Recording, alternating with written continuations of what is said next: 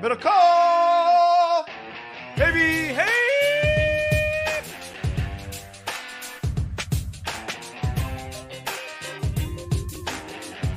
You're wearing a blue collar today. Hello, everybody. Welcome to the podcast. That's MIDDLEKAUFF. I'm Guy Haberman. Welcome. Whether you are more of an ears guy or an eyeballs guy watching this thing on YouTube, subscribe to the channel, like the video. If you're an ears guy on the podcast, leave a review after the podcast. 5 stars, leave a question for the mailbag.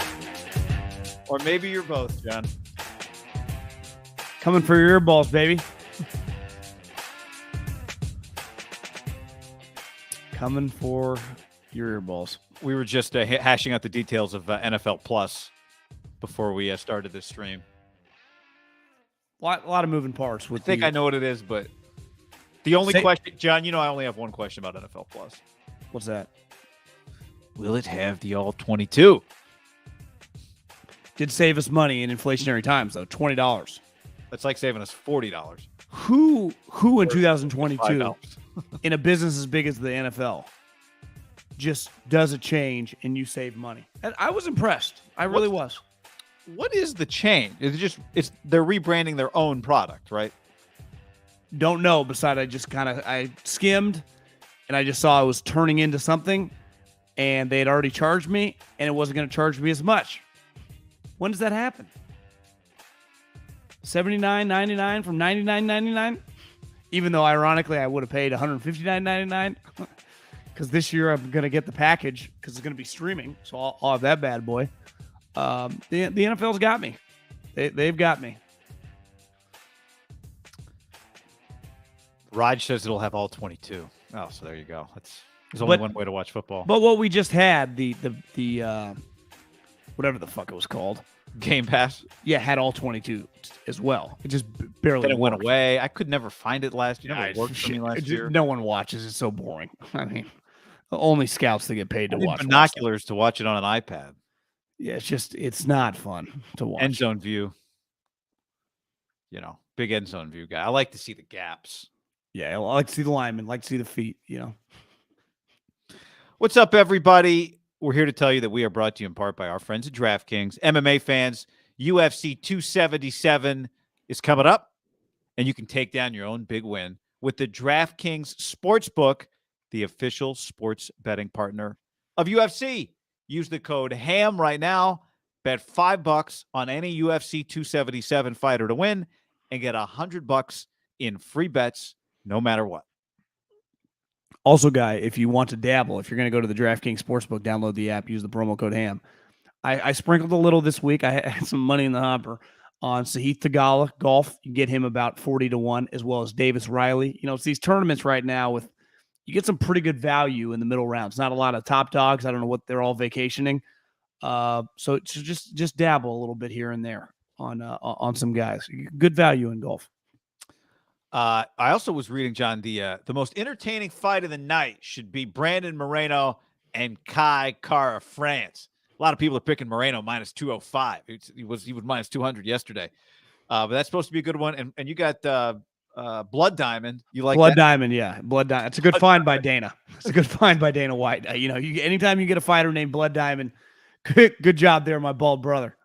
Download the DraftKings Sportsbook app now. Use the code HAM. Bet $5 on any UFC bets, and you'll get $100 in free bets no matter what. Or bet $5 on any UFC 277 fighter to win, and then you get $100 in free bets no matter what. Code HAM this Saturday at the DraftKings Sportsbook, the official sports betting partner of UFC. Minimum age and eligibility restrictions apply. See the show notes for details. Check it out. Nate on the stream says currently on my Back it up, guy. Whoops. Back it up. Hit reverse. Back it up and reverse it. Regular Ryan on the stream says 44 days until Tito's season. Actually starts next week. Announcement? Tito's back. I mean, they never really left, but we say no free ads, but we'll give them a little. Give them a little love. Do you have your helmet? Yeah, it's out of reach though. Oh, I think I got a pinched nerve in my shoulder. Yeah, no free ads, but Tito's Handmade vodka. I tried to put it on the other day. It's actually a little tight. Well, there's a like a roof inside of it to keep you from being able to put it on. Yeah. I haven't tried that yet. It's a good looking helmet. I bet it'll fit on your head. My head's probably a little wider. I feel like that. Yeah. It looks like an oversized helmet. Do you think if we threw Haberman back there, when they do the O-line, D-line drills, and Armstead and Bosa coming around and Kinlaw, and put Cone and put a piece of tape, they do for like the undrafted free agents so they know the names. Happens a lot in college practices for the freshmen. Piece of tape, COHN, and just said Cone. And let Kinlaw go up against some undrafted free agents. That'd be funny. Are you supposed to be able to see your face from the side view? I feel like who you look like is the skinny little geek guy kid in Little Giants. The helmet's really big on his face with the glasses. Yeah, with the glasses. Who get the snot bubbles, and he keeps screaming at him to tackle him and get snot bubbles. That's a great movie. Oh, Spike. Word on the street was Spike spent a few years in Davis, like in elementary school or something. Oh yeah, didn't Spike go to Emerson? That I don't know. That you might know better than me. I feel like there was a lot of buzz about Spike. Sacramento or Davis. I remember. I never ran into the character, but he might have gone to. Do you think you could Olay? Kinlaw, you never know. He's come back from the injury, but Bosa or Armstead, if you got to move as he was, connected with the O lineman, and you just got to kind of pick a gap and go. I've always thought that comment, like, could you get a yard if there was a hole? No, the answer is no. You could not get a yard. Not in the NFL or like division, not in the SEC. Maybe at like a decent athlete at like Cal Poly, Montana State might, if the gap was big enough, might be able to fall forward. I do think it's like, or like Dre Greenlaw and Fred Warner trying to fill the hole on the different sides. Like you're probably that gap's only open for. Yeah, now is like Middlekauff and Haberman at Division II, Notre Dame, Southern California. There is a gap of speed, right? Is Nakobe Dean and the other dude from Georgia filling the gap with Jordan Davis holding the point? Like, yeah, you're not going to go far. Like, do you think the average D2 player could get a yard on a slight opening against Georgia's defense last year? So like a Division II college football player, put him in a practice against Georgia with all their guys. Yeah. Little gap, but it's going to shut fast. I think a fair amount of your D2 running backs could get a yard. Could hit the hole. Hit the hole. Yeah. Yeah. Somebody with some vision and some guts. Maybe not a lot of size or athleticism. BYOG, bro. BYOG. Bring your own guts. BYOQ. Bring your own quarterback. John, it's Trey Lance's team. I don't know if you heard the announcement. John Lynch and Kyle Shanahan spoke today. And there's not any way to misunderstand Kyle Shanahan. Not that there was before. I think this was pretty clear. But I think those were his words. They did trade 3 first-rounders for him. Yeah. I mean, everything's been leading to this moment when he names him the quarterback in a press conference in late July. But he did. That's what he said. Yeah, I don't think we necessarily got clarity because it was all leaning this way. But as long as Jimmy Garoppolo was around, and he literally is still around, he was hanging out with the two of them today, it was still somewhat, George Kittle talking about the grizzly versus the silverback gorilla, the elephant in the room, who is elephant's a herbivore, so I wouldn't put that against the meat eaters. I guess technically silverback might be very as well. Smart, know the playbook, spend more than 4 hours in it every week, probably. Elephants don't need to actually read it more than once. Yeah, I actually think, though, him saying that brings it into more light, and we'll dive into Jimmy of like, you need to do everything. And Kyle said this, like, we're all in. Like the team, he said, I'm all in. We're all in, as John's fidgeting around. And most of all, the team's all in. Do you think, he would never admit this, but like he spoke to the team as a whole maybe in spring, or he spoke to like his individual leaders over the process of the spring leading to this moment about Trey? I'd be surprised. I hadn't thought about that. It's a good question. I'd be a little surprised if Kyle had like brought everybody together and talked about Trey to them. When I say brought everyone together, I just meant like start of a team meeting, like Trey Lance is now our quarterback. Or do you just kind of? I don't think so. What do you think? I don't think he would have done that. I think he probably attacks individually the guys he needs to. The Kittles, use checks, Warner, Armstead, and just guy that goes like, you guys, we're all in on this guy. You guys are the leaders of this team. Just kind of help guide him and help guide the locker room, and everyone knows. Because I saw George Kittle was asked, like, have you talked to Jimmy? And we even mentioned this at like the Warriors games. Like, George moved on. George said he hasn't spoken to him since like the end of the season, or they ran into each other once in Vegas. Somehow Matt LaFleur was also around. But like, I think they kind of, one thing players, maybe as an like as a rookie, you just got a lot going on. But any veteran player past a couple years, they kind of know the deals, right? You know, if you follow football, it's pretty easy to understand. Like, you draft a wide receiver in the first round, like that fucking guy's playing. You draft a defensive lineman in the first round, that guy's playing. You draft a quarterback high, let alone trade a bunch of picks for him. It's pretty clear the big picture view on what the deal is, right? Players aren't dumb, because most of these guys, like if you come from Division I football, a lot of these guys, Iowa, Oregon, SC, whatever, like it's a pretty big deal when a freshman class comes in. Like, hey, these three guys are pretty good. These guys they've been dealing with replacements. When I say replacements, like people getting replaced on their own team, or other coaches trying to replace them since like their sophomore year in college. Because at one point in time, they're that guy as a freshman. And then from then on out until they're drafted, and unless you're a first round pick, you're kind of fighting for your lot in land. And once you get it, every single year, they're drafting guys. Like, say, it's clear George Kittle's the best tight end on the team. He's paid that way. But like, they've drafted a ton of tight ends, right? They draft a ton of defensive linemen. They're constantly, it's the one position that, say what you want about Mike Golick, but he used to get very angry on Mike and Mike about the way quarterbacks are treated. Like, they're untouchable. You know, every other position is constantly dealing with free agents and positional turnover. And when it does happen with quarterbacks, it's a massive, massive deal, right? The moment Kenny Pickett is drafted in the first round, it's like, oh my God, they drafted their quarterback. Yeah, I mean, Trey's unique because they traded so much for him.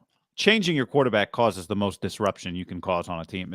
You don't want to do it. I mean, you don't want to have to change any position, right? But that to Golick, I'd say like part of the deal is it's the last position you ever want to change, because it's almost like changing coaches, right? In some ways, if your quarterback is smart enough to run an offense, like most of the good ones really are.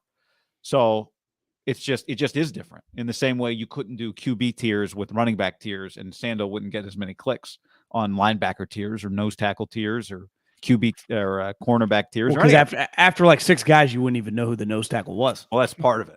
You know, like, who's the best guards in the league? You're like, that dude from the Colts that was drafted really high.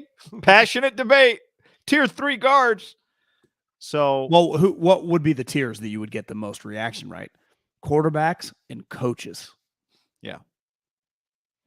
And the other thing, honestly, Sando might be leaving a little something on the table. You should do coach tiers, shouldn't you? Coach tiers. I think that. In college, it might even get more like what you're talking about.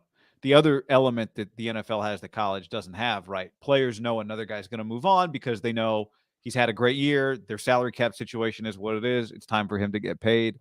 In the same way, I wonder if guys who played with, Jordan Addison at Pitt by the end of the year are like, well, I mean, in 5 years, there's going to be no doubt. Like, if you're on a lesser team that doesn't have as much financial wherewithal, and a player has a breakout year, has a big game against Ohio State, whatever, that guy could leave because the NIL money is going to be bigger somewhere else. It's only going to get more like pro football in college for guys seeing the rotating door in their locker room next to them.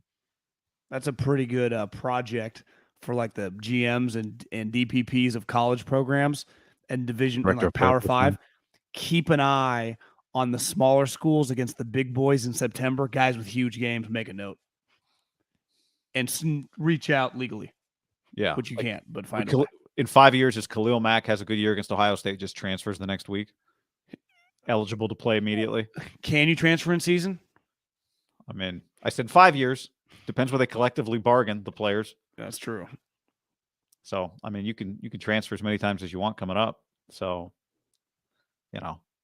but I do think there is. Trey would have been an example. Like if the COVID thing hadn't happened and Trey Lance existed right now, does he last at North Dakota State the whole time? Whereas all of a sudden he's like the starting quarterback at Arizona State. Yeah, or only something, if he really, really wants to be at North Dakota State. That's the only way. But most which is guys, not as crazy. That's the one program where it's like you can get drafted in the top 2, right? Yeah. But, Washington State's quarterback this year played at Incarnate Word last year, which is much lesser known than North Dakota State, right? You'd go, well, if North Dakota State had a great quarterback, people will find him. But will people find a great quarterback at Division II Incarnate Word? And the answer is yeah, apparently. Yeah. Much easier on the internet. They're on the hunt. So, I think it's been obvious this is where it's been headed for quite a while. Kyle's saying it on the day that everybody reports, kind of like on the first day of school, everything has changed here. I think starts things off on a certain foot. There's going to be no hesitation from anybody about saying Trey Lance is the quarterback and talking about the team like Trey is the quarterback. Well, did you think that they looked a little worn out for day one? Because I did. I'm surprised. Unless Kyle's going to keep his hair longer this year, he didn't. Usually, he's got a fresh cut. Maybe they've been working for a week already. When do you think they showed up to the office? Yeah, I'd say 5-6 days ago. They've been talking Debo. Those conversations have been happening. But the difference of a fresh cut is like when you work in the NFL, that guy comes to you. That guy can come next, 2 days. Like he can get his haircut whenever. Yeah, it looks like Kyle hasn't had a haircut for a month. Actually, yeah, probably hasn't. To me, their stress level. What would the thing that would stress them out the most? It would just be the situation with Jimmy getting the finality of it. Because they did look for, again, it's literally day one, at least for us. I mean, for them, they've been getting things ready. They didn't just get off. John Lynch didn't land from Aruba yesterday, and Kyle land from Lake Tahoe, wherever the hell he was. But like they didn't look normally of like part of it is a football coach. You're not happy. Kyle's not happy-go-lucky all the time. But you saw it on John. Like there still is an elephant in the room that is a pretty big deal for them. And I don't necessarily think that's Debo. It's the majority of the questions, and rightfully so, were about the quarterback situation. And even once they kind of put their stamp, or Kyle specifically did, on Trey, the Jimmy situation still got asked about a lot. Like, it's not over. It's not ending. And I wonder if you're John, like, this is going to be a thing that I'm dealing with constantly, dealing with Don Yee, dealing with these other teams. Like, ultimately, Trey is getting all the reps. He's playing football. But the Jimmy situation is just still there. And it looked like they were wearing that kind of in their body language. Yeah, I mean, if you kind of go through what the stresses would be, will he pass as we record this? He's going to get his physical this afternoon. So by the time you're listening to this or as we're live, we don't know the results, but they're holding their breath that he passes his physical for them today, right? That's part of it. I would imagine that's one of their stresses. How many quarterbacks in the league that are like top 40 quarterbacks are in his situation where it's like, is he ready to go? It doesn't feel like there's any, right? Like going through Sando's list, like all these guys are practice. All these guys are like full go. Yeah, I mean, Deshaun Watson, maybe it's a different conversation, but yeah, but I'm saying like none of these guys are coming off injuries. Every single guy in the league is healthy, right? There's no like, well, there's one quarterback situation. A couple of these guys are injured. Like they're all healthy, right?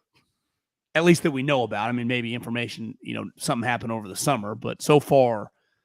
Well, and by the way, when are you not healthy at the beginning of camp unless you're coming off like an Achilles, an ACL, right? Well, that's what I'm saying. None of these guys are injured, coming off injuries. But I'm just saying, even in July, when are guys ever, they're major, like usually not like a shoulder surgery. Now, maybe part of it is most guys aren't playing into late January and then getting surgery, but it's just for his particular injury. Oh, that's right. Joe Burrow. Appendicitis. His appendix out. Yeah. So but to me, like why I don't even bring that up is Jimmy's not going to the Bengals, right? And that's you get an appendix taken out. Is that what it was? Appendicitis? Yeah, his appendix is coming out. So it's, I think doctor can tell you ahead of time, like he'll be back in it's a very short amount of time. Yeah. Eating ice cream. Right. Whenever I see like a headline like Joe Burrow to miss time, like, oh my God, did something bad happen? And then it was like appendicitis. I'm like, oh, give me a break. So then the other stress would be once he passes the physical, finding a trade for him.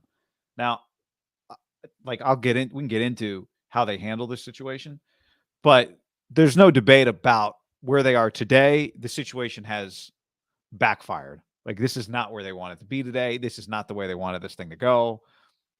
they said several, I don't know how many. I mean, Jimmy had surgery a long time ago, February, and several times today it was mentioned by them. Well, if he hadn't had to have the surgery, well, he did have to have the surgery, and here we are. And I think part of the nervousness has to be they believe very firmly, and the quarterback tier is reflected. Jimmy Garoppolo 16 on Mike Sando's QB list.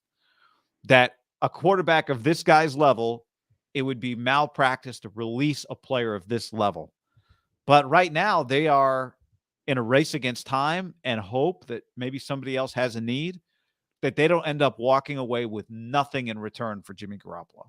And until they find a way to trade him, that is wearing on them. The irony is, if one day they release him, it'll be over and done with, and they'll just move on. But I think they're just really married to the idea that you don't get rid of players of this quality at this position without compensation. Which I think is kind of crazy at this point in time. I would say typically cutting a player when you don't have any other options is insane. Unless he does something really bad, right? Off the field, which becomes a no-brainer. As the Niners have done before with Reuben Foster, and the Raiders did with Damon Arnett, who's back in prison or behind bars for cocaine. He's got some. Is that issues. an L for the Raiders or a win for the Raiders? I'm saying that's a pretty big L. Especially, okay. I'm pretty sure that was one of the picks that Daryl Morey in the Sloan Conference gave the Raiders all that credit for the Khalil Mack trade. It's like, well, they look at all this compensation. Well, yeah, they drafted one guy who's in jail and another guy who didn't get his fifth-year option pick up. I'm going to go with an L on that one, but that's another conversation. Harsh grader. Ultimately, I do not think at this time, especially given it'd be one thing. Well, it's like they couldn't wheel and deal. It happens a lot in basketball. Like, you got to find a market. Like, there is no market to be found. That's my thing. Like, there aren't 7 teams that need quarterback. We've talked before. Literally every team could just go with their quarterback right now. It doesn't mean it's going to be good, but like, Jimmy isn't a necessity for any team in the league. Not one. Now, maybe that changes a little bit. I thought Deshaun Watson's the news was going to come out 3 weeks ago. I mean, if you told me that news comes out September 1st, I'll believe you at this point.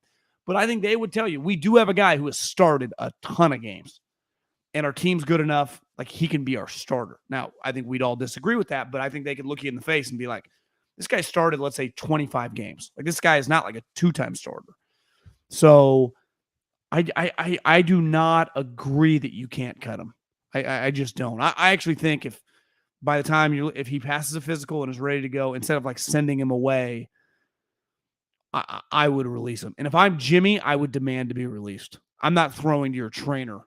Like, if I'm physically ready to go, the season is not that far away. I need to stay in shape. And whether that's going somewhere to compete for the starting job, at least I get the reps, right? I don't get better. Iron sharpens iron. I don't get better just throwing with some trainers and, some random, Danny Gray when he gets hurt, inevitably.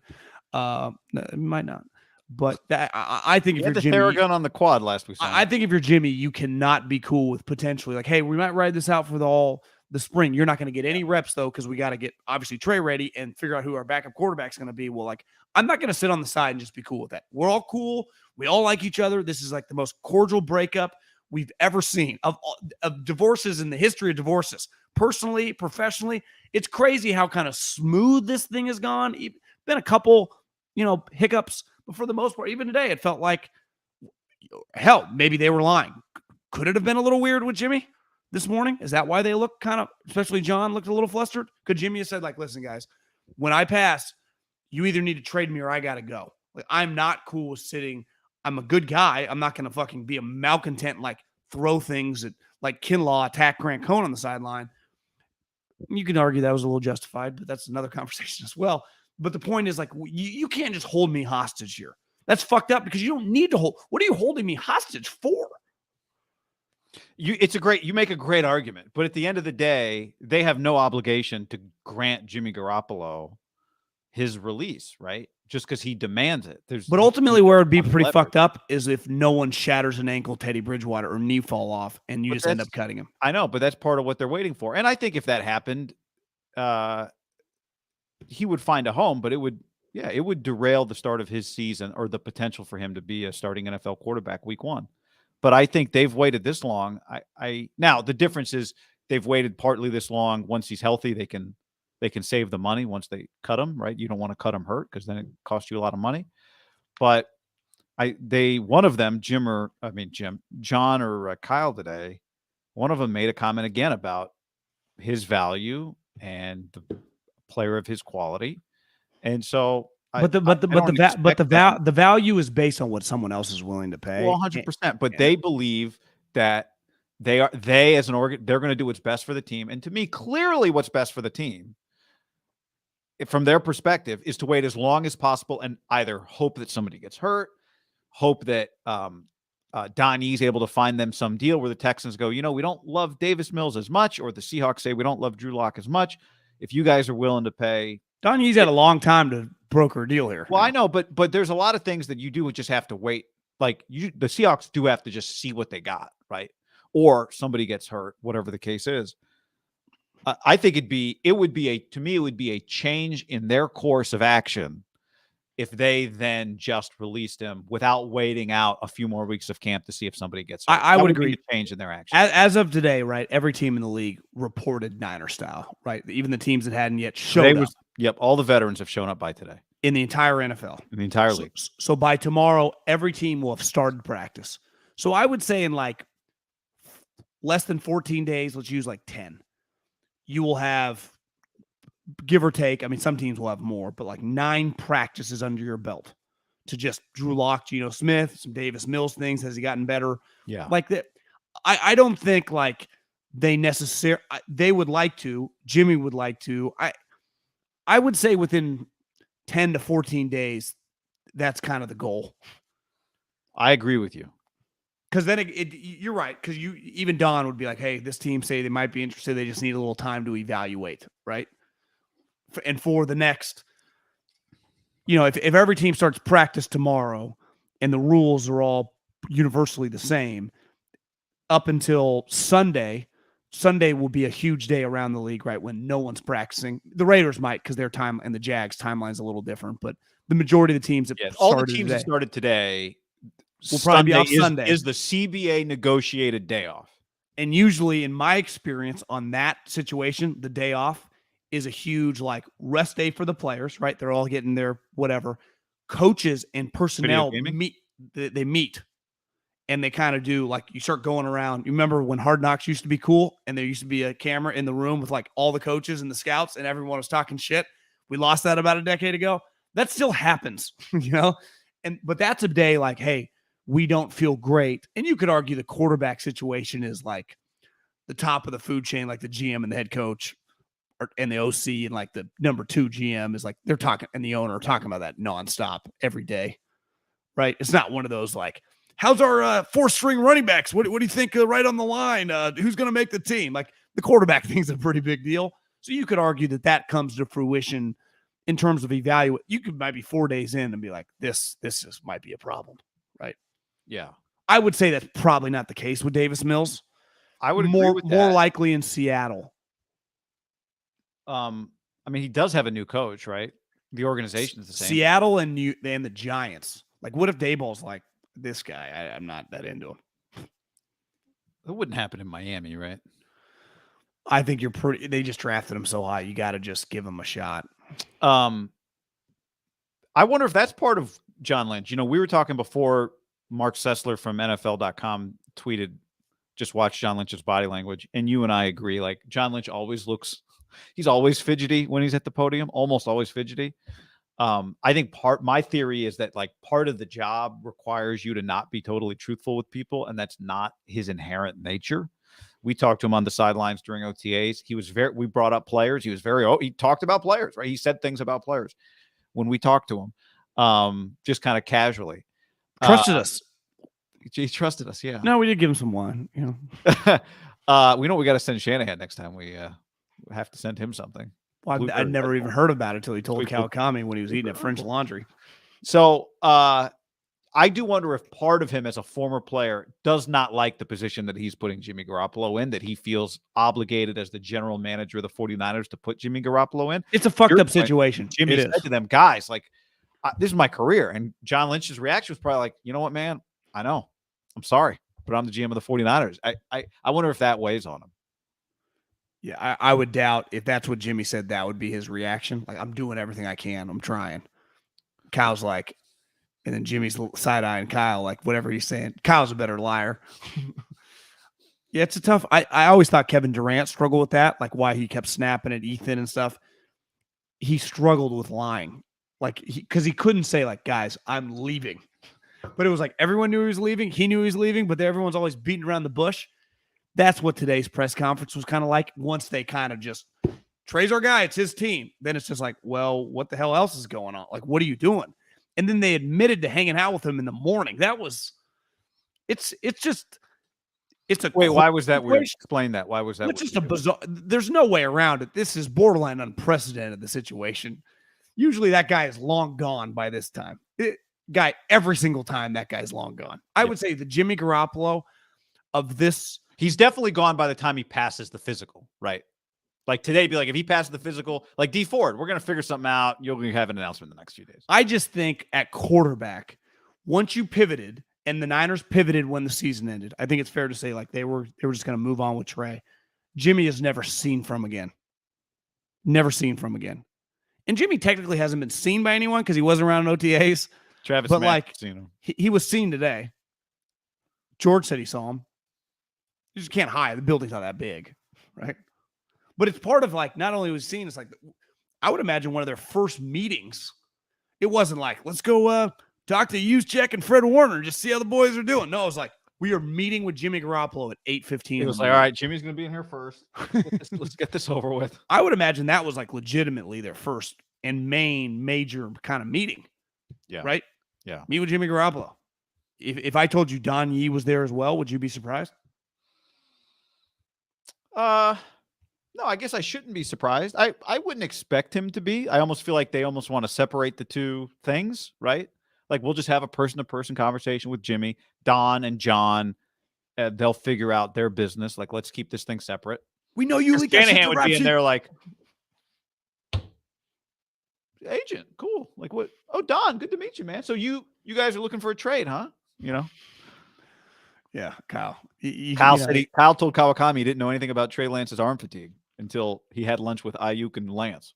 Kyle's pretty, like, listen, I do believe him that he's not like active on social media, but I don't necessarily believe him about some of that stuff. Now, maybe the way the guys that Ayuk said the joke, he didn't quite land. Yeah, but I think you're right because Kyle says all his high school buddies were texting him all the time, asking him takes.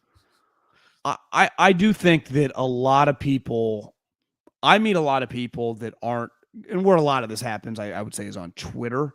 The difference, though, is everyone I know that works in sports is always forwarding me tweets. Because if you work in sports, that's where a lot of the action happens. Yeah. So it's just like, I don't necessarily believe that Kyle doesn't have people forwarding him some cool shit. He's following the news of his own industry. Or has someone doing it. Because if I was him and I didn't want in the news in your own industry, I would have my assistant or like his chief of staff send me every other day recap. Recommendation for you. I was watching the show Sopranos last night, season 1, episode 2 or 3. I think it's episode 2. And they're in there all counting their money. I'm just watching like that guy just died. But they're in there counting the money and they're watching some like evening news program with a former mobster on TV who's explaining to the interviewer what the problems with the mob are. And they're yelling at the TV, throwing shit at the TV, talking shit about the guy's takes. Like one of them changed the channel and Tony Soprano's like, what are you doing? He like changes it back. He wants to know what the guy says, even though he knows the industry better than anybody else. You just want to know what's being said. You want to follow the industry news. And nice job blocking the naked HD. Mm-hmm. And, just kind of know what's up. How could Kyle wants to know what's up? You know that I was watching when Paulie Walnuts died recently, that when he died, a lot of things pop up on your timelines and YouTube algorithms. He gave an interview, maybe to like Kimmel or Conan, that, a couple seasons in, that James Gandolfini got a call in the middle of the night and picked it up, like in real life, right? James Gandolfini, someone calls him.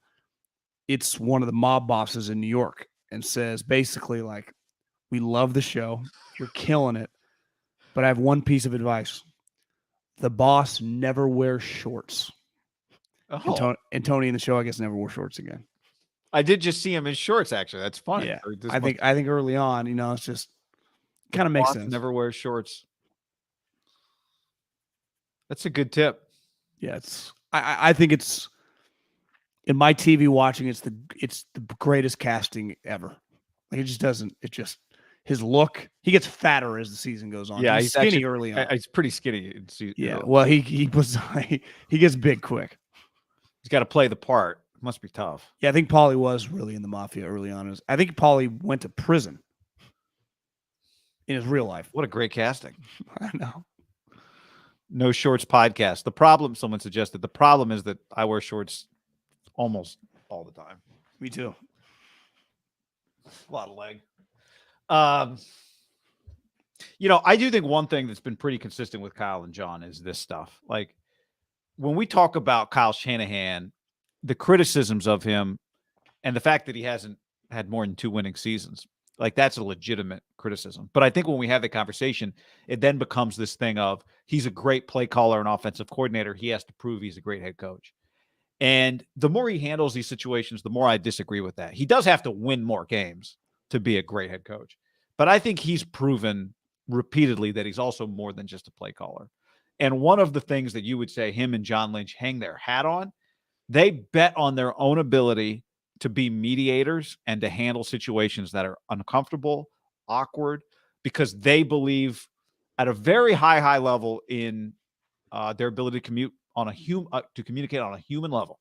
Reuben Foster, they made a mistake because of it. They thought we get this guy with us and we'll be able to make things better around him, and it did not work for them. But I think clearly with this Garoppolo situation, I think a lot of organizations would want no part of even going down this road and just I wouldn't. Let's just cut bait, right? Yeah. Right. And whether you agree or disagree with what they're doing, I think one thing we see repeatedly with these guys, like you cannot assume that they would not want a player who's been a problem somewhere else. They clearly want a certain type of guy, but I think they also really believe in their ability to handle situations that are uncomfortable, awkward, distracting.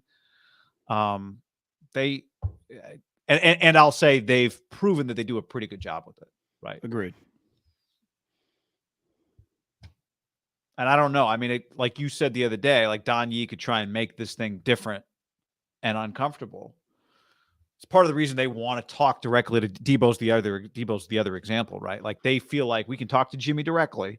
He's going to have a hard time, throwing a fit on the sideline. I guess what my ultimate point on this is it's a fucked up business practice after a while. If there's nothing out there just to hold on to him and not let him practice, and he's just sitting there on the side with a quarterback who's a top 20 guy. Like it would start getting weird fast. And I think Don Yee would being his client a disservice if he didn't fucking put the hammer down somehow and even make it public. Like we want to release right now this fucked up. We don't know much about Don Yee. He's never had to do anything like that because his main client and even Jimmy, they've been just entrenched starters like Jimmy since he got here and obviously Tom. But I have a very, very hard time assuming Jimmy's cleared to practice full go, that he's on the roster the entire August without them making a stink. Because I would make a stink if I was in their shoes. A big one. Yeah. I just think the evidence with these two guys is they're not going to, if this is what they believe the right thing to do is, they're not going to change their course of action because Jimmy or Don Yee makes a stink. Yeah. I would say it's a pretty cutthroat. Now, the NFL is a cutthroat league. I mean, they can do whatever they want. It'd be a pretty cutthroat thing to do. Especially, and if you ultimately cut them, like I think they would be like, "What the fuck? You guys didn't get anything out of it." Yeah, I think they'd feel pretty badly. I honestly do think they. No, I don't disagree with that at all. I don't think they're trying. I think they're honest. They are not trying to fuck Jimmy. I don't think. And that's why I think ultimately they'd probably cut him before they wrote it out if it's clear like nothing's changing. Well, that's part of it, right? I think even though I disagree with that statement that they would cut him early. Part of it is dependent on them feeling like nobody is going to become interested in a week. But, part of this is the possibility that somebody gets hurt. Now, starters don't really play in the preseason, so that possibility is a lot lower, right? Practices, no one's hitting the quarterback. The possibility of a quarterback, think about the guys that have gotten hurt. Did Teddy get hurt in like training up to the season in training camp? Yeah. Obviously non-contact, but those odds are pretty low because most of these guys don't play in games. right? Like I would Sam say Bradford getting hurt in a game. Like it's just Sam Bradford doesn't play in a game in 2022. no, I don't think any of these. I'm telling you, I don't think any of these guys are. This preseason is going to be a joke. But you can watch it all on NFL Plus. Use the code. Oh no, wait, that's not a promotion. John, let's tell the people. Let's tell our friends about our friends at Sleep Number. SleepNumber.com/ham. I made a major mistake. Actually, I made two major mistakes last night. Took Sopranos into bed on the iPad after having an afternoon coffee. Did not sleep well. Did not follow the rules. Did not follow the rules. Did not follow the rules. You guys have TV in the room? No, in the bedroom? No. That's why I took the iPad in. That's smart. I didn't do that for a long time, and then old girlfriend kind of demanded it. Honestly, I haven't complained since. Like it's in there, it works, but it can be. It's dangerous. And I'm not a TV. I don't fall asleep to TV. Like it's got to be off. Yeah, I need the television off. The iPad in the room, I think, is actually way more dangerous than the TV. It's handheld. It's right by your face. Even if you kind of put it out, it's not far away. It is. I'm with you. You don't want to do that. Sleepnumber.com/ham. You get a great night's sleep. Don't put the iPad. Turn the TV off. Keep your phone definitely, on night, kind of scroll down so it's not too bright. And then try to kind of wean off it if you can. And that helps you sleep better. John likes the 40 Sleep Number, a little softer. I like a little firmer, 55. But they got something for everybody. Plus, they got the data. And in this day and age, if you're not using the data, what are you doing? Sleep IQ data shows that sleepers who use their 360 smart bed technology get 28 more minutes of restful sleep per night. That's up to 170 hours per year. So choose proven quality sleep from Sleep Number because every great day starts the night before. Discover special offers now and for a limited time. Your local Sleep Number store. Go to sleepnumber.com/ham. One thing Shanahan said to Tim Kawakami and then reiterated during his press conference was he didn't hide the fact that he thinks they're going to have a pretty good team this year. He emphasized starting fast so they don't put themselves in the position they put themselves in last year, playing really all these stressful games, must-win games down the stretch. I don't think you say things like that unless you think you can back it up, right? But he emphasized starting fast from a seasonal standpoint. I want to come out the gate and be as aggressive as we can in the first 8 games and not make the back 8 games as tough as they were last year. Of course, there's a 9th game, but their bye actually comes after game 8.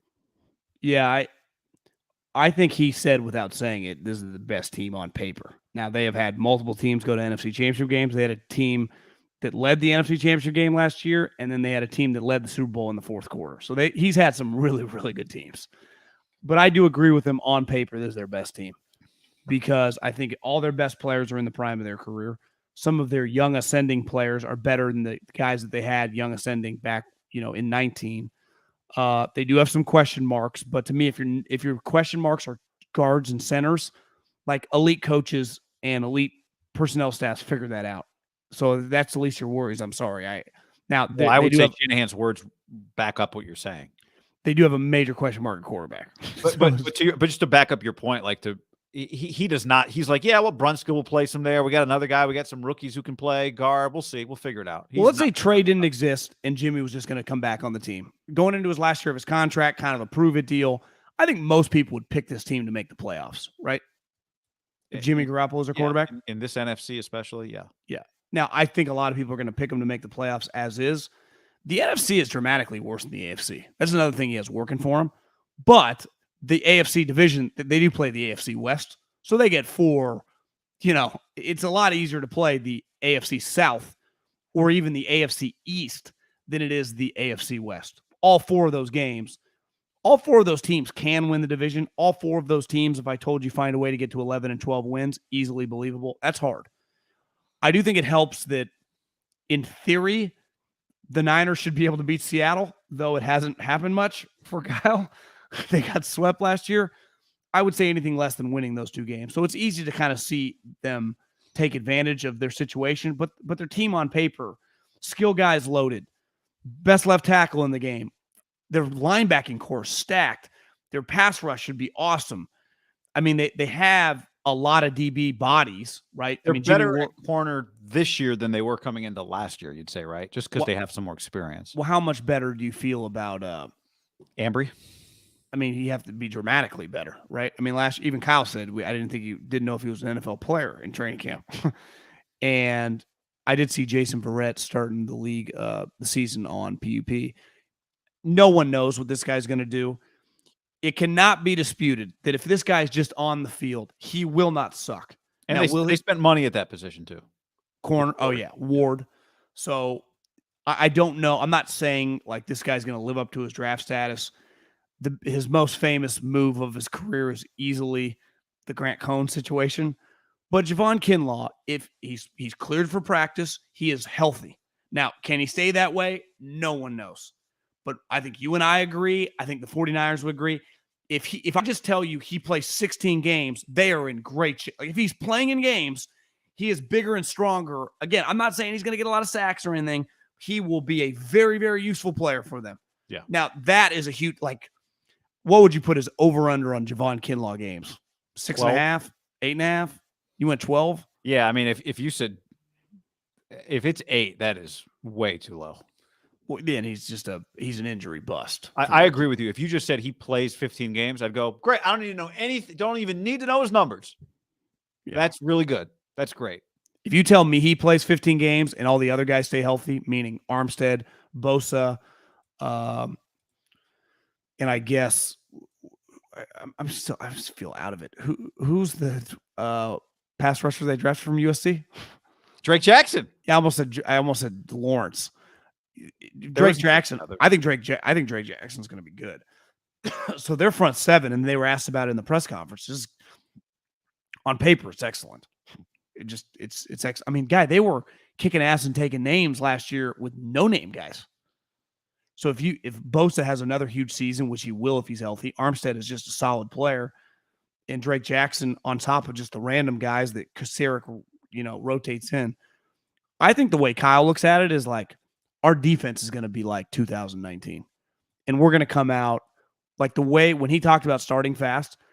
I think they're going to emphasize that every single day, and they're going to try to start the season throwing haymakers. Not that they didn't necessarily last year, but it was like they kind of eased their way in. That I think they're going to come out and try to start strong. I think you're right. He wasn't just saying what every coach says, which is we have to win games early. He was talking about the way they're going to play. He didn't say we need to start fast. He's like, I want to start the season aggressive, which to me is what you're talking about. He's talking about the style in which they're going to play, right? Yeah. Does that mean D'Amico's going to blitz even more? Does that mean Trey Lance is going to throw the ball down the field more than we think he's going to? Does that mean that the first play of the game is going to be some running back hitting the hole at 87 miles an hour? Yes. We should be weird on that at DraftKings. What will the first run or pass? What would you get like run at DraftKings Sportsbook, John? Niners first. Would it be like plus 5? I could see play action first play of the game. I could also see. I do think in his mind, and he's not wrong, it's the best starting the season, best skill group he's had. Debo in his prime, Ayuk coming into his own, Kittle in his prime. They had Juwan Jennings has established himself. Kyle loves him, and he's just a good player who's made plays in big time games. Because the one thing he keeps saying about Trey is like you never really know until you see it. Like he's seen it with Juwan. When the lights were the brightest and the time and they needed him, he came through in games and leading into the playoffs and then the playoffs. If you have really good skill guys, we've been talking about this forever. Like that's why I'm not that hard on like Trevor Lawrence or listen, Zach Wilson. I'm not the biggest fan, but it's hard for me to judge you when you inherit like those. This guy's hitting the ground with Pro Bowl wide receiver, Pro Bowl tight end, a stud number 2 wide receiver. Honestly, a third wide receiver who I think's got a chance to be really fucking good. The best left tackle. I'm not the biggest McGlinchey fan, but he's a functional starting right tackle. And then offensive lineman that Kyle and those guys have historically always coached up. Like this scheme breeds like who's this John Williamson guy that's made a Pro Bowl? All of a sudden, that's a guard in the zone scheme. It happens all around the league forever with the Shanahan family because it's the easiest place to play. Now, if you're going to pass it a lot, which he doesn't, it becomes a little more difficult to just plug a guy in at a random guard spot. Kyle wants to run the ball. And then when they're not running the ball, they're doing play action. Kyle is not like, you play for Andy Reid, you got to pass protect. Why? You drop him back 45 times a game. Kyle has nightmares thinking about dropping back 45 times a game because it means two things. Actually, it means one thing. I'm behind because it's never my game plan, ever. So it's like, I'm behind. And I'm behind early, right? Because even then he's running the football. We're going to run the ball to get back into this game, right? Andy's like, yeah, this game plan's boring. Throw, Patrick. But when you know you got to throw and you throw a lot, which I'm good with that. Your individual offensive linemen have to be good pass protectors. You know, last year Andy drafted really high in the second round the center from I think Oklahoma. They've always invested heavily in those positions. They signed Thuney from the New England Patriots. Like, it matters to them to have good offensive linemen because he's dropping back all the Trent time. Williams. That matters a lot. Ultimately, to Kyle, like, he needs his guys to be able to run block because then he can scheme the pass off if they're running the ball down your throat. And he mentioned that with Tim. He goes, look back to 19. We didn't, people, it's easy to say now, but Jimmy hadn't played much. We didn't know. He had just coming off an injury, and we ran the ball well when we played defense. I think he's coming in with that mindset of the 19 team. Hit fucking people in the mouth, play big-time defense, run it down their throat. The difference, though, is that team, Debo was a rookie. Ayuk didn't exist. Kittle was starting to become Kittle, but he wasn't the known commodity. Like, they do have guys that, like, worst-case scenario, just run a quick screen, run a quick slant, right? I mean, they don't need to trade, for a wide receiver if they're all healthy. Like, they have 3 deep of guys that could score. Obviously Debo can, but I think Ayuk and Jennings have like 7-8 touchdown potential in them if they have a good season. It's the most established that group has been to start a season for Kyle Shanahan. And they drafted a guy high who in theory should, a lot of teams around the league, when you draft a guy in the second or third round, they're going to be second and third rounders all around the league, right? At wide receiver and running back to become good players. Well, the Niners did both. They drafted a wide receiver and a running back. So you'd say just on the odds, one guy's from LSU, one guy's from SMU. Both those guys are excellent college players. Like, the odds, one of those two guys is going to be a productive rookie, right? Like last year, the Niners drafted a bunch of skill guys. It turned out Mitchell was, Sermon wasn't, but it's just the odds. And who knows? Maybe it's and the cool part about football is we talk so much early on, and just because, like, I'm not talking about an undrafted free agent until that undrafted free agent's really good. No one knew Matt Breida until all of a sudden, like, Matt Breida was kind of good and all of a sudden playing. That happens a lot, right? There could be all of a sudden you get like some undrafted tight end or undrafted running back or undrafted wide receiver who fucking they fall in love with in camp and he plays for them. That would be hard at wide receiver, but it's definitely possible at running back or tight end to just throw your hat in the ring and all of a sudden just get in the mix, right? Yeah, because they really have rotate not had at another those tight positions. end. They have not had another tight end do that in terms of being a pass catcher. Well, didn't they say that Warner's hurt? He got hurt this offseason, so I mean, it feels like Dwelly's been on the team since Harbaugh, even though he hasn't. Doesn't it feel like Dwelly's been around for a while? Who was the tight end that Harbaugh said even on the team right now? Butkus? Oh, that was the guy Vance, on the pitch. That was Vance McDonald. Vance McDonald, yeah. Harbaugh called him Butkus. Isn't that what he said? Like, he reminds me of Butkus. Yeah. Or not was Butkus the tight end? Who was the tight end? Butkus is a linebacker. Yeah. But I thought he compared him to like Butkus mindset. I thought Harbaugh said something like that. Sounds familiar. Ditka. Sorry, Ditka. Ditka was the tight end. Oh, that's what it was. Maybe that's to Mike Ditka. Yeah. You're right. Did Butkus drop important balls? Vance McDonald kind of turned his career around with the Steelers. He did. They've had a few tight ends over the years turn out to be solid tight ends somewhere else. Caden Smith has had a little career for himself. Not a little career for himself. He's had a career. So, do you think if you were a player, and there's definitely not as many teams doing this anymore, because I saw the Steelers, like, they report to a camp. Most teams now do the camp from their facility. Would you rather go to a camp with a facility or would you rather just do it at your facility? I mean, camp at like a Lehigh or Latrobe, or you'd rather just do it at your facility, stay at your house? The meeting rooms are like the nice versions of our meeting rooms. My house or the hotel is across the street. Sometimes they do, depending on the team. like keep you in the hotel Besides your off day. I would imagine. Facility just can't. These facilities the team facilities are so nice now. Yeah. That it's like, I mean, it's cool to see a photo of us at a gym that was built in 1975 watching tape, but you remember, was it last year or 2 years ago that the dude on Seattle snuck in the chick in a uniform? Remember that? no. Remember there was a corner on Seattle who during training camp snuck in a chick wearing like team sweats and got caught, and Pete Carroll cut him the next day. I think he was from Oklahoma State. And then I think the Raiders signed him. Did you find it? From 2020, the Seahawks cut Kama Severin this week after he was caught on video trying to sneak a female visitor in the team hotel. The woman was wearing Seahawks gear in an attempt to disguise her as a player. I'm told it did not work. Then somebody tweeted this photo of this guy. That's pretty funny. It's like, bro, what position was she supposed to play? Is my question. You know, nose tackle. Coach is like, hey, who's that? We got to sign that guy. I don't know. Pete's like, come over here, guys. I want to throw something off you. I gotta go to the bathroom, coach. Like, run away. Why did you go into that bathroom? Sandoz QB tiers, John. We love the QB tiers. Jimmy Garoppolo in at 16. Actually, let's start at the top real quick. Did you have any issue with Aaron Rodgers going number 1, back-to-back MVP? I think he's solidified right there. Mahomes at 2. I would have put Brady there, but I would have put them in their own tier. 1, 2, 3, those 3 by themselves.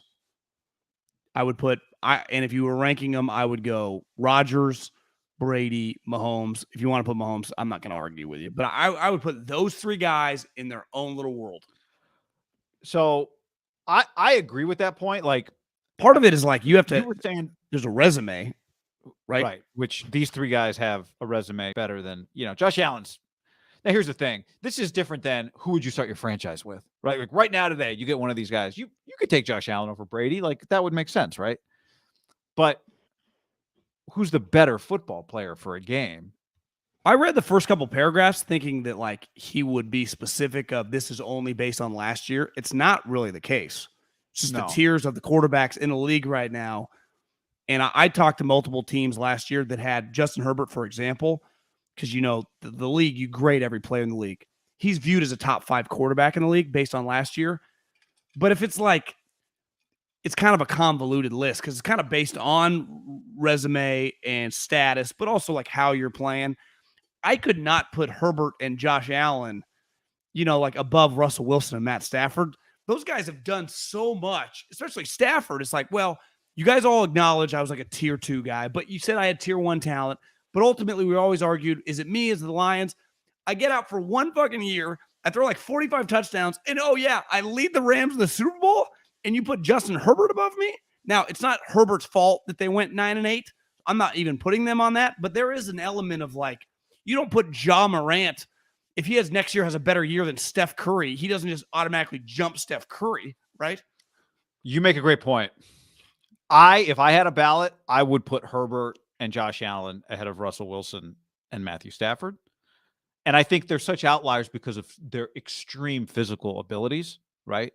You would put Herbert above Matt Stafford just based on even last year / his career?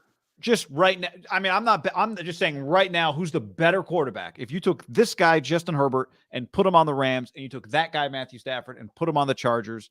Let's play that game. Which team would be better off? They pick up the phone. Snead and what the hell are the guys? Telesco. Who says no first? Telesco. Would the Rams 100% say yes? No, but it's only because McVay might retire in 2 years and go to Amazon. Okay, I think the Broncos would do it in a heartbeat. They would trade Justin Herbert for Russell Wilson. And there is no chance on God's green earth that the Chargers would trade Justin Herbert straight up for. I agree with you there. My whole point, though, is like Lamar, for example, has won an MVP. I know he was banged up last year, But like he's been leading teams to the playoffs. Again, it's not Herbert's fault. Last year their defense was awful. He was awesome. I just have a hard time. He's been in the league 2 years. So No. even Burrow went to the Super Bowl. I would just put I would do a little hierarchy based on how you've played at the top. So I think what you're saying wins.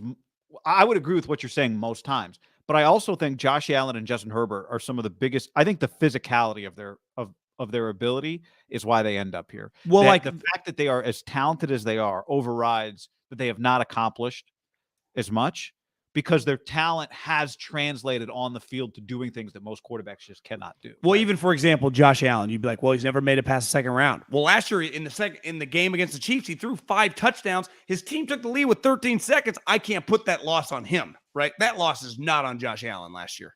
I felt that game. Don't you think that game took Josh Allen to a whole nother level? Like the way he's viewed. Remember that game against the Chiefs when Josh Allen was the best player on the field? Well, you know what? And I just thought of, because I heard Sando say this, he was talking about like what is required, like how they grade it, what they tell the voters the requirements are. He said he had a personnel staff working for him or something. I didn't hear that part with Rosillo? No, I didn't catch that. But I would just ask you this, like, who is more likely to carry a team right now? Justin Herbert, Josh Allen, Matthew Stafford, Russell Wilson. Like, carry a team. Just put them on any team, most likely to carry that team. I think it's Allen and Herbert. I hate to say this, but I'd put Russ fourth. Like right now, I'd put Stafford ahead of him. Well, would the Bengals straight up trade Joe Burrow for Russell Wilson? No, they would not. But the Broncos would. Yeah. Would the Bengals and Chargers would say no. The Bengals entertain it. They might both say no, but yeah, I think the Chargers Ohio guy say no faster. Just clear face of the franchise, has been to the Super Bowl, right? They would argue our guy's been to the Super Bowl. Herbert hasn't done that. Well, I do agree with this ranking. Like, I would take Matt Stafford over Russell Wilson right now without hesitation. Yeah, we agree. Boom, boom. It's right there, but we agree. I do think he could bounce back, though. I mean, I know I couldn't put this guy on the list. Like, to me, he would just be an omission. He hasn't played football in a year. Yeah, he just wouldn't go on the list. He's ninth. Didn't play football last year. Lamar Jackson 10, Dak Prescott 11, Derek Carr 12. I would take Lamar Jackson, I think, over Deshaun Watson, especially now for sure. Would you take Derek over Dak? Yeah, I would. Though Derek's handled crazier shit. Dak has handled much more pressure. Like as Derek's handled, you know what? It's a good point. He's being the quarterback of the Cowboys is no joke. Like I think, I think that's pretty difficult. I think it's a very difficult situation. I don't know if he quite gets enough credit for how intense that is. I think you're right. I guess I view it like I think he's less likely to win win an NFC championship game. I have a harder time seeing Dak win a championship game than I do seeing Derek. Now that Derek has Josh McDaniels and Devontae Adams, and I think Cousins and Dak's numbers are like identical. Derek's numbers aren't as good as those guys, but when you watch them and you factor in the shit show of the franchise he's played for, it's a little more understandable. They got Ninja at 13.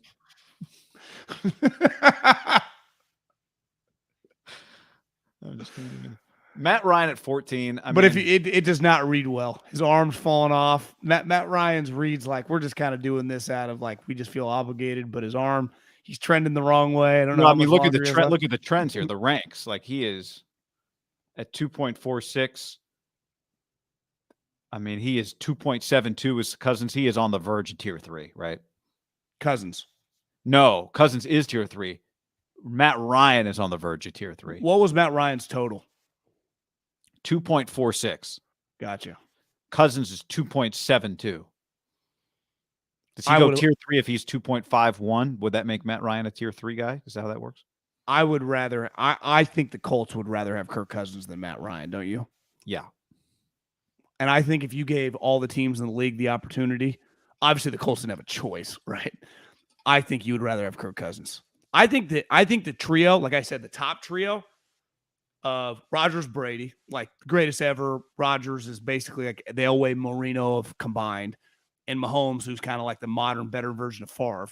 are in their own little category. I think Dak, Cousins, and Carr are in their own category. They've all made the playoffs. They've all been on good teams. We've all seen them kind of underachieve on some bad teams. I think that's the interesting part. Like that, I would do some of that. Like ask teams around the league, like if you could pick Carr, Dak, Cousins, you have to choose between those three. Who do you think would get the majority of picks? Cousins? I think Cousins Carr? would be last. I know a lot of people like Carr. A lot of my buddies on different teams like Carr. I think they'd go Dak or Derek, and Kirk would be. I think Kirk would be third. I think there might be a split, Dak and Derek. I would go Derek in that group. Don't you think that's kind of the group though, of like 10 to 13 in the league? Yeah, they're not this guy, right? They're not Lamar. No, even Kyler's in not his as own good. little Yeah, category. Kyler should be higher on this. That's the thing. But with again, Kyler. he's got video games to play, bro. Doesn't work like that though. Yeah. And then those guys should be better than Like Matt's kind of in his like holding on for dear life better category. than Garoppolo, better than Tannehill. I agree. Those guys should be on kind of a tier. To me, those guys are tier 3, but not in the way these tiers are broken up. They are tier 3 behind, like you said, the 3 guys that are tier 1: Mahomes, Brady, Rodgers. Then tier 2. Although you're right. I mean, I think you could easily argue Herbert, but tier 2, like Herbert, tier 2 might just be, to me, Herbert, Josh Allen, Burrow. Yeah. You could throw Jimmy in the tier of Carr, Dak, Cousins, and he's probably getting picked last. But like, I feel Jimmy is tougher than Derek and Cousins. Like Dak's pretty tough. I think Jimmy's like no one. If you just pulled around the league, who's tougher, Jimmy Garoppolo or Derek Carr? Like Jimmy would be tougher. But I think Jimmy would get, based on last year, Jimmy versus a lot of guys probably would get the vote. I know, but I'm talking about guys that if your team's solid, like you could compete with. That's why I'm putting him in that tier of like. Irony is Jimmy's been hurt a lot more than Derek. So tougher or not, like he misses games. Derek doesn't. No, he doesn't. Wouldn't you put Jimmy in that category of those guys? Of Cousins, Dak, Derek? Boy, I don't think I would. You'd put him in the tier below them? Well, I would not. I would put Kirk with Jimmy. I would not put Kirk with Derek and Dak. I don't think. You wouldn't put. Where'd you put Tannehill? Honestly, I think he's a rank below Garoppolo. Like I would have way more tiers. I don't think Tannehill belongs with Jimmy and Kirk. Yeah, this is a very tall building I'm building. The floors are very narrow, like 7 foot ceilings. But I don't think Tannehill. I think Garoppolo and Kirk Cousins are a step ahead of Tannehill. And I know like Kirk's numbers and all, but I've watched a lot of them. You know what Tannehill would be for me?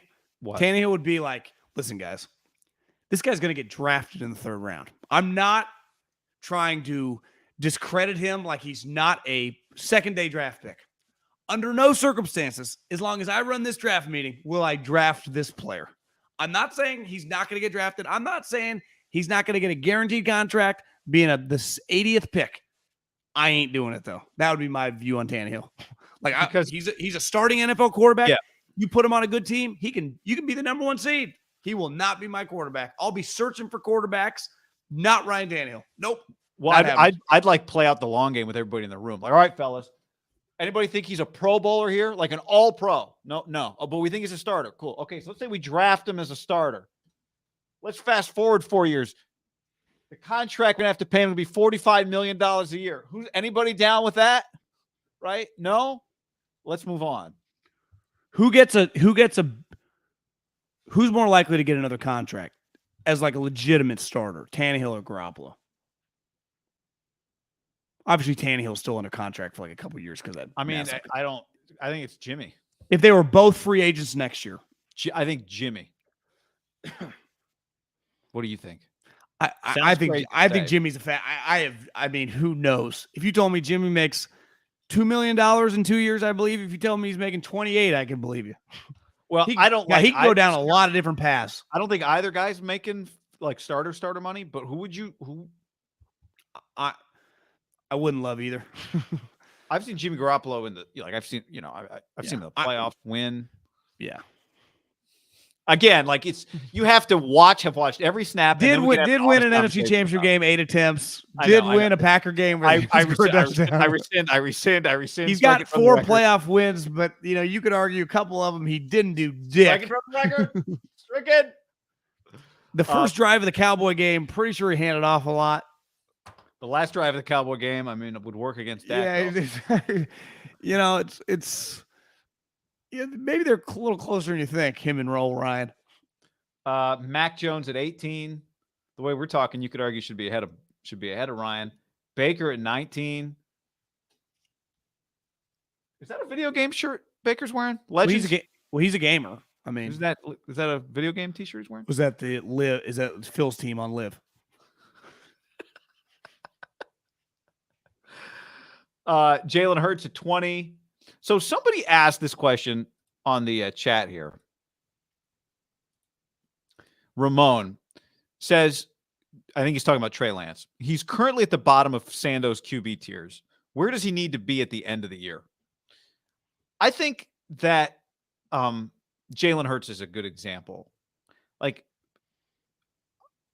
I heard Mike Sando say the reason Jalen Hurts took such a big jump from the 30s to 20 was because tier 4 is reserved for guys that we haven't really seen before. That's part of what tier 4 is defined as, guys who haven't played that much, you haven't seen a lot, whatever. So it's not that people thought Jalen Hurts is way better than they thought he was a year ago. It's just that he fell in the category of we haven't really gotten to see him. Now he's a top T20, level quarterback, tied for 20. That's where they have him. I think you'd like to see Trey Lance at 20. If you told me Trey Lance is at 20 next year on the QB list, I'd say things went pretty well for the 49ers. Well, if you think about it, the youngest guys in the top 20, Jalen's second year, Jalen's played 2 years. I'd say Herbert and Burrow are kind of the outliers of the group, right? They're 5 and 6. That's no one can even begin to think that. And then, Kyler's third year, who's right around 13. I think that feels a little high. I think he'd like him a little higher, like 18, but it feels like, oh, this guy's on the come up. I think anywhere from like 20 to 24 would feel like, God, this got a long way to go. I think like 18, just because there's already so many good players that it's not that crazy if he's behind them all. But like he's right there with Mac Jones, but it's like this guy's way more talented. Yeah. But he got to manage the game. He didn't have to carry him. I think if he's like 24 or 22 at the end of this year, the Niners that'd not be ideal. Because part of it would be like, I'm putting him because I think he's got to ascend. Right. And ultimately the Niners with Kyle Jared Goff is 22 this year. That's not where the good quarterbacks are. I was eating lunch, so I just skimmed through like all the shitty quarterbacks because I didn't go past like Jimmy. It's funny I haven't actually scrolled this far. You want to scroll? Let's see. But I mean, it's funny to like read Jared Goff. Like everyone reads beside Davis Mills really shitty in this group, except the young guys. Some of the young guys, Tim Tebow was mentioned in Trey Lance. Is that bad? Well, read the first. Scroll up a little bit more. Read the first quote. That play with that quote about Christmas. Yeah. That would be like my early Christmas present if they just get rid of Jimmy so that he can't play for them and then make Trey be your guy. A coach whose team plays the Niners this year said. Now read the next quote. You think it's a defensive coach or an offensive coach? I mean, again, the quotes are just not great. I love the skill set of Lance, but he had ball accuracy concerns on his tape coming out. He was really raw, a head coach said. The very little I've seen of him last year, he's got a little Tim Tebow to him. It's a long delivery. It seems like there's some mechanical things he has to work out, but that's from watching a limited number of plays. Now, listen, in the Brady write-up, the difference between like Rodgers and Brady was that Brady didn't make N'Keal Harry look good. It was the stupidest thing I've ever read. So some of these quotes are dumb. But in 2 quotes on Trey Lance, Tim Tebow, in terms of delivery, was compared. And one coach who plays the 49ers is praying they cut Jimmy or trade Jimmy so he can play Trey Lance. Again, make of it what you will. Those just are the quotes. I'm not saying you got to put some of these quotes with a grain of salt, but the other thing, it's easy to say negative things, I would say, when you've played 2.5 games. No one knows, right? Ultimately, Zach Wilson and Trevor Lawrence, for example, one thing I was reading, Trevor Lawrence, like his elbow's stiff. And, there is a year body of work on those guys. I know Zach got banged up, but like they were the starter from day one. Like ultimately Trey, there's nothing behind it beside 2 games. Which I think for the most part, and Sando told Russillo this, like we tried to evaluate started 1 fucking game. Yeah. It's that's hard. where part of it is like, what was your opinion when he came out of college, right? Well, that's why for the first time this year, right, like Jalen Hurts got to start when Carson got benched. Then last year, he just was the starter. So to me, his evaluation is like at 19 or whatever, is just based on his season as the Eagles quarterback, right? Like he has a season. Like how did he do? Starting quarterback, 17 games, Philadelphia Eagles. Well, they changed the offense, this, that. Well, they won 9 games, and somehow they got the 7th seed. Yeah. To your point on the ranking, I'd like to feel better about Trey Lance than I feel about Jalen Hurts. But I like when you talk about take it with a grain of salt, for example, in this particular quote, I think the stuff on Trey's arm. I meant more of the Jimmy quote than the Tebow thing's fair based on what we saw. It was loopy. But see, this is what I would say is like, I think the conversation about his arm was about his motion was a legitimate conversation. I also don't think he looks like Tim Tebow when he throws. You know what I mean? No. But what he's saying is it's just long. Right? Yeah. It would be like my early Christmas present if they get rid of Jimmy. See, when I read that, it feels like an offensive coach to me. But maybe not. I don't know. Maybe it's a defensive coach who thinks that playing Jimmy is... Well, my early Christmas present, the offensive coach would never see Jimmy unless he's the head coach and he's just thinking about his team. So it would either be the head coach, who then could be offense or defense, or the defensive coordinator. But I think Sando often writes like the defensive or offensive coordinator. He just wrote a coach. Yeah. I just wonder, like... Pete Carroll, he's a Seattle guy. Maybe this guy gets a lot of Christmas presents. But when you say it would be like my early... Of all the early Christmas presents he could choose, he would choose Jimmy Garoppolo's not their quarterback? Is he that afraid of Jimmy? I don't know. It's crazy. Maybe he is. We'll scroll down to the last line that Sando just wrote. Or, I mean, I guess the second to last line. This the voters agreed that Lance struggled against Arizona and did not appear ready to start. Which I think we'd all like. That to me is just true, right? Like it was a lot going on for him. We thought so, yeah. But we also added to it a lot of. You're not always ready to start in your first starts, but you start. No one is, right? I remember the first time I drove a car onto a highway. I assure you, I was not ready for it, but we got through it as a team. I don't remember that moment. I remember that moment very clearly. I just hit the gas and went, baby. It was raining. I was in a what was this? It was a convertible. What's the name of this car? Not a Sable, like a Mercury Sable, I think was the name of the car. Top down? No, it was pouring rain. This was the like driver's ed car, you know? Oh, you were with the driver ed guy. Yeah, I was with the driver's ed guy. So, anybody else you want to look at here? Marcus Mariota, just at Darnold, Trubisky, Drew Lock. There's a tier 5. When I say that I scroll, Gino is alone on tier 5. I kind of stopped it probably at Trey. How about tier 5 is just Gino? Yeah, it's not a bad tier to be in. You know the tier you want to be in? Your own bathroom, like Chase Daniel. No one messes with you. Yeah, no one. There's no one even talks about you. There's no list. There's no anonymous quotes that people come up to you like, you hear that shit they said about Brady? Be like, thank God no one said anything about me. You just text your agent. How about that $3 million backup job I got? No one's even talking shit. Sando leaves me alone. I'm a member at Phil's Country Club. These idiots don't even get like Gino. You play way too much, buddy. It's a good gig if you can get it. Gino's in the playbook studying right now, hoping he can beat out Drew Lock. Chase Daniel's known the same. John, before we go any further, let's tell the people about our friends at Indeed. Indeed.com/ham. Where right now, Indeed is doing something no other job site has done. With Indeed, businesses only pay for quality applications matching the sponsored job description. Indeed.com/ham. Yep. Indeed is unbelievable, powerful hiring partner. It delivers 4 times more power than all their competitors. Even better, Indeed's the only job site where you only pay for the applications that meet your must-have requirements. We're not looking for people that we don't want. We're looking for people that we want. You want a wide receiver. You don't want to interview an offensive lineman. You want an offensive guard. You don't want to talk to a punter. You know, I mean, this isn't that complicated. If you're looking for an executive assistant, you want to talk to an executive assistant, not a salesperson. And that's where our friends at Indeed comes in. Indeed is doing something no other job site has done. Visit Indeed.com/ham to start hiring now. Just go to Indeed.com/ham, Indeed.com/ham. Terms and conditions apply. Need to hire? You need Indeed. Indeed. You think Rodgers was trying to make a statement today? Be funny? Yeah. Obviously. I mean, like, was he going for the Cage Con Air look clearly, or did you? Yes, but you think so? My question is: did you know immediately when you saw it that it was a joke? Because when I saw it like immediately. There hadn't been much discussion. I wasn't coming in late. I was just on Twitter. It popped up. I sent it to my buddy who knows Rodgers, and I said, "This is a joke, right?" He was just like, "LOL." My first reaction was, I think this is a joke, but I'm not 100% positive. But in hindsight, that was a stupid reaction by me. It was.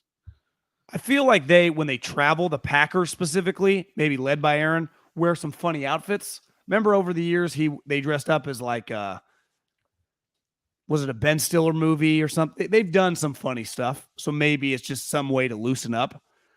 And again, his hair and his beard is the look, right? I mean, you can't fake that. So so why not incorporate that into something? Yeah. So I found it funny. I also think it's easier to be like, what are you really going to say about him? He's the 2-time basically unanimous MVP right now. Like, it's like, this guy's the best player in the league. You know, when it was like after year one, they just draft Love. People were like, what's he doing? Right now, there wasn't many people talking shit about him, right? Like, that's kind of funny. He's kind of shifted the pendulum of like, this guy's kind of a weirdo. It's like, yeah, I'd take him. You know, can he play on my team? People are kind of jealous, like they have a quarterback that's that good. Because like, are the Packers that good? Well, does it even matter? They got him. He was so good, right? He was already discussed as one of the best quarterbacks, most talented quarterbacks in the history of NFL, a top 5 quarterback without all that stuff. And it was still like, is he worth the headache? And then he got so much better, right, that you don't even have that conversation anymore. He won 2 MVPs. Now, the irony is that the way the seasons have ended have not been very good. But they keep saying no Super Bowls, no Super Bowls. Well, yeah, no Super Bowls. He lost in the NFC Championship game to the Niners 3 years ago. He lost to Tom Brady at home, tough loss, NFC Championship game a year ago. And then, however, 6 months ago, I would say of the 3, he was an underdog against the Niners the first time. I think losing to Tom Brady always ages better over time, even if it's at home. The Niner loss is I would say, the worst loss of his career in the playoffs. Like, you lost the Niners. Even though we can blame the special teams. But a 6-point favorite at home, when you can blame the special teams, but the Niners scored 13 total points. Well, yeah, but 7 of them came on a blocked punt. I know, but it's like, how do the Packers not score 20? I know. That one to me is tough to shake, and that's why he went on that 14-day cleanse of puking and pooping and eating leaves. He needed to cleanse, but then it looks like he's packed on some LBs. Well, from the front, it's that's a tough shirt to pull off. He's got a little, he's got some love handles for an in shape guy. I mean, that was the thing when they put him side by side with Nick Cage. Nick Cage looked amazing, but they don't test for HGH in the movies. Yeah, I went and watched a couple scenes of Con Air. Cage is in fantastic shape. They don't test steroids at the Hollywood. MGM Studios. If you just had to guess, like, Rodgers is like 6'3". Is Nick Cage 5'10" or is he 6'2"? I don't know. I mean, I would just, it's more likely to be 6 flat, 5'11", 5'10", right? Yeah. Decent chance he's smaller. Like, if you put him and Aaron together standing, does Aaron got him by 4 inches? But I don't know. It feels like, actually, when I think about it, Cage is a little taller than you think. Yeah, maybe he is. But I don't feel great about that stance. Wiki doesn't have a height on him. Some guy says 6'4" in the comments. Really? Cage is, but then another person is 6. All right. Well, I'd say 6 that too. Well, I'd say 6 feet in the acting community is like a 6'4" quarterback, right? 6'4" in the acting community is like Taco Fall. Yeah, I mean, you're who would be a 6'4" actor in the acting community? Who, Jeff Goldblum feels like he was tall. Goldblum's really tall. Not many. Conan O'Brien's very tall. I mean, he's not an actor, but I think he's pretty tall. He's like 6'5". Feels like most, beside when Jimmy Kimmel got fat, most of the hosts all kind of fit the same billing of like Well, Jimmy was Letterman. fat and good looking and skinny for the show. Yeah. He doesn't eat or whatever, but like Johnny Carson, Dave Letterman, like they're all kind of fit the same bill of human body structure. Leno's a little big. Leno's different. Leno was chubbier. Chubbier. Wore it well though. Yeah, I mean, suit behind the desk. You can hide just about anything with a suit behind the desk. Kyler, he's a gamer, bro. Independent study. Somebody today put out a graph that showed his fantasy points go down every season after Call of Duty is released. The new Call of Duty is released. The fact that Rap Sheet, you and I were talking about this on Monday, that Rap Sheet put out the statement or the report, like they clearly felt like they had to get ahead of it. Who do you think wanted that out more? Just to get ahead of it. I don't think the Cardinals wanted it out at all. I mean, definitely Kyler would not want it out, but the Cardinals would not want that out. I'm not saying wanted it out, but they know it was going to get out. Who would be the most proactive to say, put it out there and let's just take it and hopefully it goes away? I think Kyler's people, because the Cardinals would just hopefully no one saw it. Like it's just honestly, the Cardinals look worse than Kyler does. The Cardinals just signed this guy. They look worse than him. And they certainly then couldn't cut his legs out and be the ones to put it out there. Like you would put it out there if you traded him. You'd put it out there if you refused to sign him. You would not put it out there after you'd paid him. Well, guy, if you were... They'd want it out there less. If you were addicted, let's just say at work, to you just couldn't help once a day, you clicked on a porn site. And I say, listen, but you're my best sales guy. And I say, I can't afford to lose you. You want a huge raise. I'm like, well, I can't lose you, but you can't. I mean, you're making people uncomfortable here. And I'm like, listen, I will give you quadruple your salary, but in your contract, I'll put that I'm not going to take it away from your computer, but you can never look at porn again. Like, what's going to stop you? Like, what is going to stop Kyler Murray? Who gets their allowance before their chores are done? Like, how does that never happens? Part of like why Josh Allen got paid or Mahomes, they had evidence. It's like, God, this guy loves football. He loves to study. He's a good player. You feel very good about all the recent young quarterbacks that got paid beside Deshaun Watson. These guys have been like, I want this guy to marry my damn daughter, And then this is like, they clearly, they think their own quarterback's lazy. They admitted it. I don't even know. You could argue it's not even lazy. You study what you like. Like ultimately Peyton Manning studies football, or Tiger Woods hit golf balls, or Clayton Kershaw works his pitch. They're addicted to their sport. Like it means retired, and I guarantee you watches more film than Kyler Murray does every week. I don't think Kyler Murray likes football that much. I think and when I say that, I don't mean he doesn't like playing on Sunday. A lot of guys like playing on Sunday, but playing quarterback, I do that for free, as Ray Lewis said. They pay me for Monday. They pay me to, and what was Ray Lewis known for? Study habits, focus, working with Ed Reed, getting game plans together. Did you see the quote circulating yesterday? Kyler's like, I don't even think I need to study. It just comes naturally to me. I have an innate ability to figure out. Now that was at Oklahoma, but that's like pretty big red flag. Yeah. So I don't view him as I don't think like he loves baseball either. No. I view him as a guy who is better suited for baseball, where how good of a teammate you are barely matters. Yeah. I agree. Whether you win or lose is not part of, no one judges you on that. Trout has 3 MVPs. He's played in 3 total playoff games, right? No one's like, who's the leader of this team? Like you say it, but it doesn't, whatever. It can be anybody. It can be a second baseman. It can be a reliever. It can be a starter. It can be your center. But at quarterback like this, you have to fit a certain mold. And one of the main things you have to be is someone who leads by example and somebody who is a good teammate to be around. And tries hard. And tries hard and puts in more effort than other people. And the idea that you'd have to, here's the other thing. They gave him independent study, but there's not even, like, it's weird to me. It'd be one thing if you knew this, we're going to put this in the contract and we know it's going to work. But the stuff they write, like Kyler doesn't get credit if his iPad is running while he's doing something else, which is how anybody at a job who's ever had to do like an HR video has done the HR video, right? It's like, oh yeah, play and then blah, blah, blah, do other stuff. Like, well, how are they going to manage that? They're clearly, I don't think they think he's even going to do the 4 hours. And I do think it gives us some explanation. It is part of the story of why they get worse as the season goes on. Part of it is Cliff. His history says it. Kyler's been hurt. But maybe this is part of it, that it gets harder as the season goes on. And he gets worse as the season goes on because he doesn't work harder as the season goes on. Well, in what world does it incentivize any human being, whether it goes from you making $100 to $200 or you going from $5 million to $40 million, to you don't prove that you did what they want you to do, yet I still give you the money? That never is successful, ever. That it never works out that way. It starts at the most basic level when you're a kid, right? Do your homework, then you can watch some TV. Eat your vegetables, then you get some ice cream. Then as you get older, like whatever your profession is, do a good job and you get a raise. It's no different for Mahomes. Didn't just randomly get this contract. He had to fucking earn it. He went above and beyond. MVP, Super Bowl. It's like, God damn, and they loved him. Like, they didn't just give it to him. Like, ultimately, like when Debo ever gets paid, the Niners didn't even want to, but it's like, we had no choice. See that guy? He cares of the playoffs.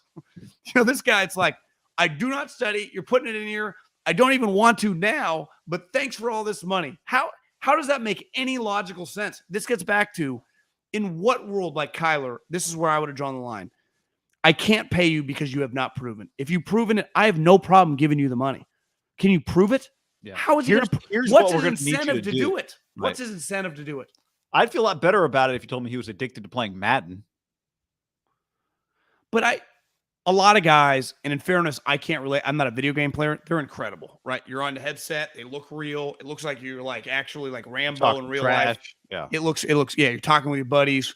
Or people you don't know. You're talking some trash that would not, like, you would not want the New York Times to quote you what you said on a headset to some kid in Germany. No, right? But I mean, think the two gamers are the two Oklahoma guys. Baker's a big gamer. Well, so this crossed my mind yesterday too, is like, if I'm Caleb Williams, Lincoln Riley's quarterback, getting ready for the NFL eventually, he's 2 years away. Like, one of the things I think, if I were a scout and I'm talking to Lincoln and I'm talking to Caleb Williams in 2 years, is like, how much do you like to study? How much do you like to prepare? How hard of a worker are you? Because wouldn't you say this is kind of part of Baker's rep also, is that I think falls under the Kyler thing. Yeah. Well, think about this. The one guy, if you had to rank his Oklahoma quarterbacks, Jalen was the least successful when he was there and was the worst prospect of the three guys, right? Yet in the NFL, when you read the tier and knowing people at the Eagles are like, God, this guy can't stop studying. He works so hard. He does everything to like get along with his teammates. He's like, we love the guy more than we like the person. And Jalen is maximizing everything. Well, think about Jalen, Alabama guy. Dad was a coach. Like, one thing you would say about Jalen Hurts is like, that guy likes football a lot. Means a lot to him. Because you know what? Having worked in the NFL, do you know why I could never have sustained it? I like football, but you have to be like addicted to it. I say it like, ultimately, remember stories last year, Matt Stafford and Cooper Kupp would meet like 3 days a week at like 5:30 in the morning by themselves. Kyler is asleep because he was just playing video games 2 hours before up to like 3 or 2 in the morning. And you can't convince me that he loves football. Not that he doesn't love playing football on Sunday and kicking ass because he can, but that's not football. Football is actually Monday through Saturday at quarterback preparing. And you can get away with it when you're a defensive. Like Micah Parsons, if you told me he doesn't like to study, like whatever, as long as he stays in shape. And a lot of positions doesn't matter. At quarterback, I don't think you can circumvent it. And I don't think you can pay a guy and expect him to all of a sudden love it now. That's the steps they're taking are ass backwards. I think it makes them look infinitely crazier for paying him. Like, what was he going to do? Pout? Or do they just know we're fucked? I don't know. Kind of feels like they just like, we're kind of fucked. Well, I mean, if you're fucked, shouldn't you just change quarterbacks then? Or just play it out? Yeah, let him sit the season out. I mean, or whatever, right? Can you imagine if you and I were in the situation and Trey had the first 3 years, Kyler, and the whole thing had played out, and this was Trey Lance?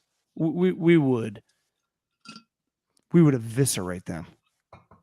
Now, Kyle would swan dive off the Golden Gate before he ever signed up with a quarterback that he had to mandate do 4 hours. You'd be like, you guys did not do your that would be part of it. John Lynch would have gone to Amazon and Kyle would have quit. But the point is, I only think this would not have flown.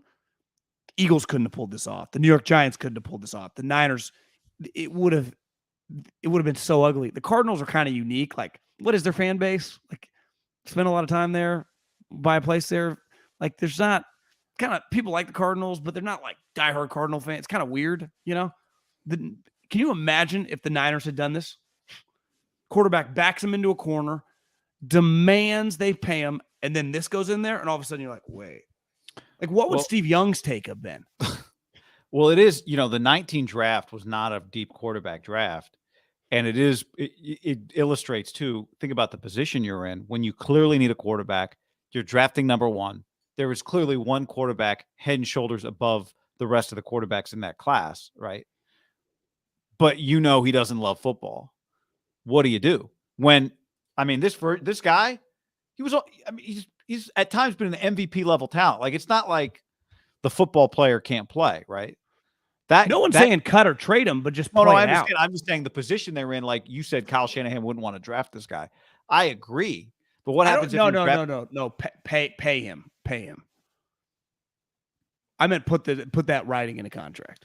I guess he would not, if he knew this about him, want to draft a player who he knew this about, right? Like, part of the attraction to Trey Lance was they believe he's very smart. They believe he's a really hard worker when it comes to preparing for football.